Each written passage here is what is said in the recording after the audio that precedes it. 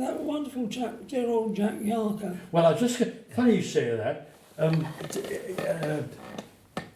you remember we talked about the 5 boys that were killed on the beach at Swanage? Yeah. Right.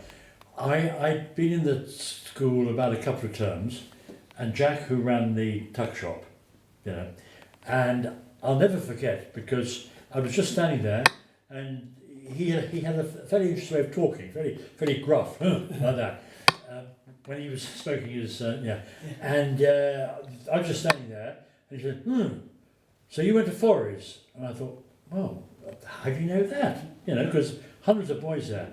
He said, yes, and you were there when those boys were killed. And I thought, gosh, how does he know all this?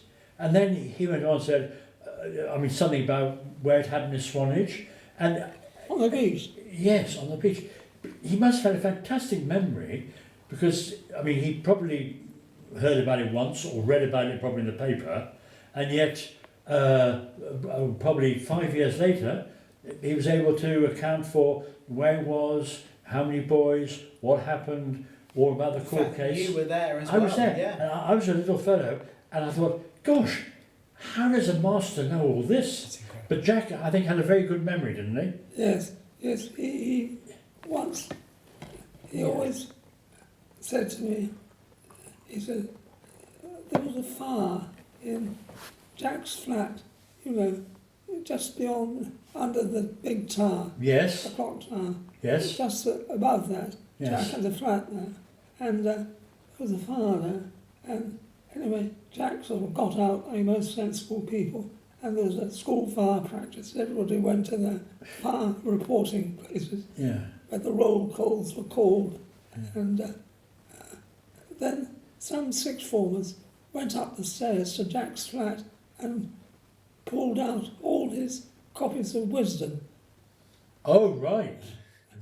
Which Jack regarded as Yes. like gold. Yes. And, anyway, next morning, a notice appeared on the main notice thanking those brave boys who rescued my wisdom. Lovely. And Lovely. Yeah. Jack once, Yeah. he was absolutely obsessed by crosswords. And he said, my initials shouldn't be MCC, but CC, cricket, crosswords and cider. Yeah. There was a rumour that he knew something like all the numbers of the soldiers in his, well, they say the regiment, but that's a lot of people. The Dorset Regiment, Yeah. All there, I don't know how many numbers there were, I don't know, 7 or 8. He was adjutant of the Dorset Regiment when they went to Italy in the Second World War. And they didn't put Jack in the front line, they put him in the headquarters with Field Marshal Alexander. And actually, although to many people he seemed rather absurd, and his manner was, but my word, he would remember anything. Yes. And Actually, I didn't know that. So he was in Italy? In Italy during the war. I know. And he was an adjutant to the Dorset Regiment. For the Dorsets? Oh, wow. But I find him an amazing person. Incredible. He rather sort of frightened many boys. Yes. And he had a habit, was the ear he used to grab or something? And come here, boy, you should know this or something. Yeah. He's a nice person. Character. I'm told, they said they didn't like being taught Latin by Mr. Jarko, in the fifth form or something.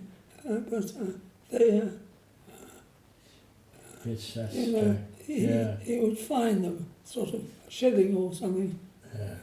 They made a howler, and but at the end of the week, when they went to the tuck shop, he said, I owe you 3 and 6. And they got spent it in the tuck shop.